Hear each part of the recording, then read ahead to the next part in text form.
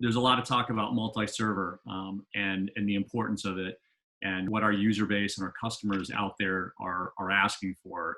Let's go into more detail on multi-server and what we get from NMIS 9. Sure. I mean, multi-server is all about scaling.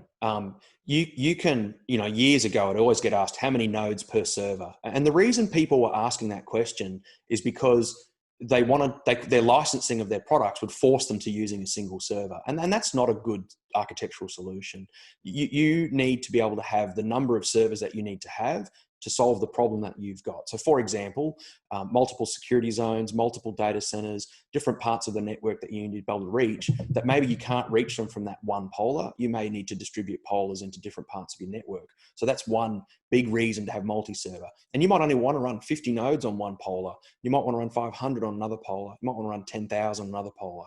So what we do with NMIS 9 is we give you the ability to scale vertically. So you can run many, many nodes on a single server. You'll need to put lots of CPU memory and storage capacity in there, but you can put many, many nodes on a single server, but you can also scale horizontally. So you can add more nodes or more polling servers how you need to.